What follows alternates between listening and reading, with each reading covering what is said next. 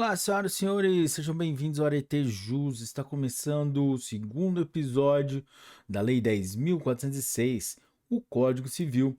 E hoje, no segundo episódio, nós vamos do artigo 29 até o artigo 52. Galera, mas antes de começarmos, não se esqueça de deixar o seu like, se inscrever no canal, ativar o sininho para receber as notificações, deixar o seu comentário e compartilhar com seus melhores amigos. Vamos lá? Artigo 29. Antes da partilha, o juiz, quando julgar conveniente, ordenará a conversão dos bens móveis sujeitos à deterioração ou a extravio em imóveis ou em títulos garantidos pela União. Artigo 30. Os herdeiros, para se emitirem na posse dos bens do ausente, darão garantias da restituição deles, mediante penhores ou hipotecas equivalentes aos quinhões respectivos. Parágrafo 1º. Aquele que tiver direito à posse provisória, mas não puder prestar a garantia exigida neste artigo, será excluído, mantendo-se os bens que lhe deviam caber sob a administração do curador ou de outro herdeiro designado pelo juiz e que preste essa garantia. Parágrafo 2º. Os ascendentes, os descendentes e o cônjuge, uma vez provada sua qualidade de herdeiros, poderão, independentemente de garantia, entrar na posse dos bens do ausente. Artigo 31. Os imóveis do ausente só se poderão alienar, não sendo por desapropriação ou hipotecar, quando o ordene o juiz, para lhes evitar a ruína. Artigo 32. Empossados nos bens, os sucessores provisórios ficarão representando ativa e passivamente o ausente, de modo que contra eles correrão as ações pendentes e as que de futuro a que lhe forem movidas. Artigo 33. O descendente, ascendente ou cônjuge que for sucessor provisório do ausente fará seus todos os frutos e rendimentos dos bens que a este couberem. Os outros sucessores, porém, deverão capitalizar metade desses frutos e rendimentos, segundo o disposto no artigo 29, de acordo com o representante do Ministério Público, e prestar anualmente contas ao juiz competente. Parágrafo único. Se o ausente aparecer e ficar provado que a ausência foi voluntária e injustificada, perderá ele, em favor do sucessor, sua parte nos frutos e rendimentos. Artigo 34. O excluído, segundo o artigo 30, da posse provisória poderá, justificando falta de meios, requerer lhe seja entregue metade dos rendimentos do quinhão que lhe tocaria. Artigo 35. Se durante a posse provisória se provar a época exata do falecimento do ausente, considerar-se-á, nessa data, aberta a sucessão em favor dos herdeiros, que o eram aquele tempo. Artigo 36. Se o ausente aparecer, ou se lhe provar a existência, depois de estabelecida a posse provisória, cessarão para logo as vantagens dos sucessores nela emitidos, ficando, todavia, obrigados a tomar as medidas assecuratórias precisas até a entrega dos bens a seu dono. Seção 3 da sucessão definitiva. Artigo 37. 10 anos depois de passada em julgado a sentença que concede a abertura de sucessão provisória, poderão os interessados requerer a sucessão definitiva e o levantamento das cauções prestadas. Artigo 38. Pode-se requerer a sucessão definitiva, também provando-se que o ausente conta 80 anos de idade e de que 5 datam as últimas notícias dele. Artigo 39. Regressando o ausente nos 10 anos seguintes à abertura da sucessão definitiva, ou algum de seus descendentes ou ascendentes, aquele ou estes haverão só os bens existentes no estado em que se acharem, ou subrogados em seu lugar, ou o preço que os herdeiros e demais interessados houverem recebido pelos bens alienados depois daquele tempo. Parágrafo único. Se, nos 10 anos a que se refere este artigo, o ausente não regressar e nenhum interessado promover a sucessão definitiva, os bens arrecadados passarão ao domínio do município ou do Distrito Federal, se localizados nas respectivas circunscrições, incorporando-se ao domínio da União quando situados em território federal. Título 3 das Pessoas Jurídicas, Capítulo 1, Disposições Gerais. Artigo 40. As pessoas jurídicas são de direito público, interno ou externo, e de direito privado. Artigo 41. São pessoas jurídicas de direito público e interno. Inciso 1. A União. Inciso 2. Os Estados, o Distrito Federal e os territórios. Inciso 3. Os municípios. Inciso 4. As autarquias, inclusive as associações públicas. Inciso 5. As demais entidades de caráter público criadas por lei. Parágrafo único. Salvo disposição em contrário, as pessoas jurídicas de direito público, a que se tenha dado a estrutura de direito privado, regem-se, no que couber, quanto ao seu funcionamento, pelas normas deste Código. Artigo 42. São pessoas jurídicas de direito público externo os estados estrangeiros e todas as pessoas que forem regidas pelo direito internacional público. Artigo 43. As pessoas jurídicas de direito público interno são civilmente responsáveis por atos dos seus agentes que, nessa qualidade, causem danos a terceiros, ressalvado o direito regressivo contra os causadores do dano, se houver, por parte destes, culpa ou dolo.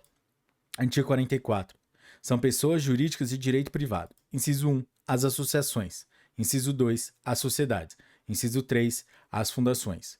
Inciso 4. As organizações religiosas. Inciso 5. Os partidos políticos. Inciso 6. Revogado. Parágrafo 1º. São livres a criação, a organização, a estruturação interna e o funcionamento das organizações religiosas, sendo vedado ao poder público negar-lhes reconhecimento ou registro dos atos constitutivos e necessários ao seu funcionamento. Parágrafo 2º. As disposições concernentes às associações aplicam-se subsidiariamente às sociedades que são objeto do livro 2 da parte especial deste Código. Parágrafo 3º. Os partidos políticos serão organizados e funcionarão conforme o disposto em lei específica. Artigo 45. Começa a existência legal das pessoas jurídicas de direito privado com a inscrição do ato constitutivo no respectivo registro, precedida, quando necessário, de autorização ou aprovação do Poder Executivo, averbando-se no registro todas as alterações por que passar o ato constitutivo. Parágrafo único. Decai em 3 anos o direito de anular a constituição das pessoas jurídicas de direito privado, por defeito do ato respectivo, contado o prazo da publicação de sua inscrição no registro. Artigo 46. O registro declarará, inciso 1, a denominação, os fins, a sede, o tempo de duração e o fundo social, quando houver. Inciso 2. O nome e a individualização dos fundadores ou instituidores e dos diretores. Inciso 3. O modo por que se administra e representa, ativa e passivamente, judicial e extrajudicialmente. Inciso 4. Se o ato constitutivo é reformável no tocante à administração e de que modo. Inciso 5. Se os membros respondem, ou não, subsidiariamente pelas obrigações sociais. Inciso 6. As condições de extinção da pessoa jurídica e o destino de seu patrimônio nesse caso. Artigo 47. Obrigam a pessoa jurídica os atos dos administradores, exercido nos limites de seus poderes definidos no ato constitutivo. Artigo 48. Se a pessoa jurídica tiver administração coletiva, as decisões se tomarão pela maioria dos votos dos presentes, salvo se o ato constitutivo dispuser de modo diverso. Parágrafo único.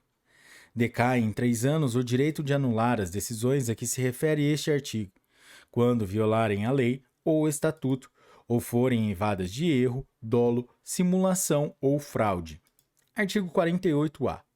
As pessoas jurídicas de direito privado, sem prejuízo do previsto em legislação especial e em seus atos constitutivos, poderão realizar suas assembleias gerais por meios eletrônicos, inclusive para os fins do disposto no artigo 59, respeitados os direitos previstos de participação e de manifestação.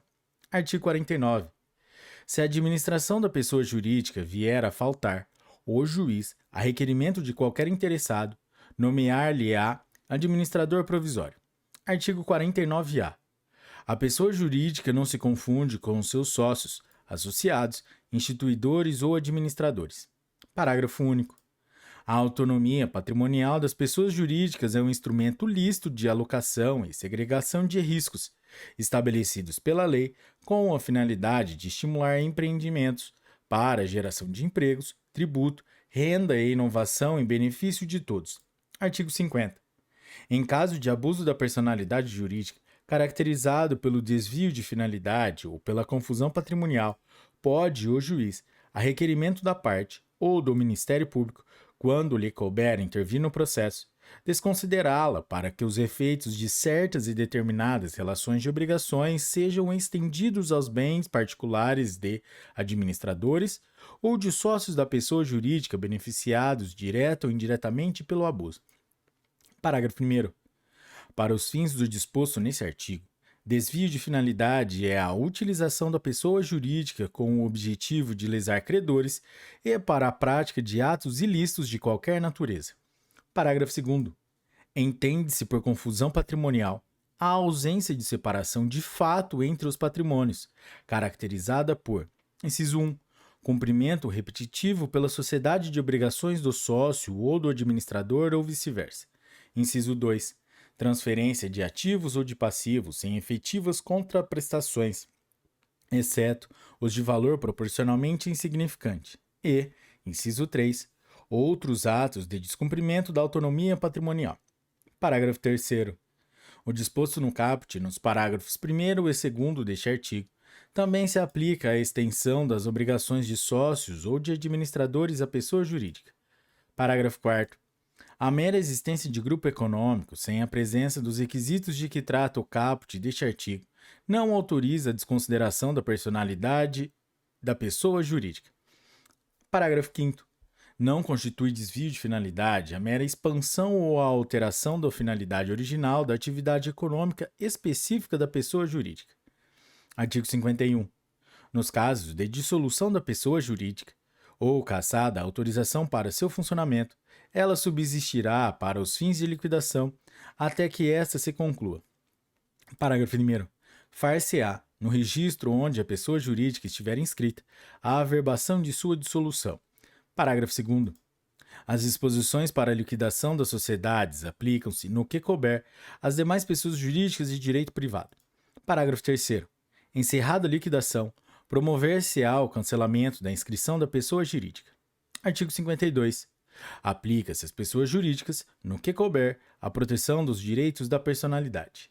Galera, é isso aí. Esse foi o segundo episódio do Código Civil, a Lei 10.406, e hoje nós fomos dos artigos 29 até o artigo 52.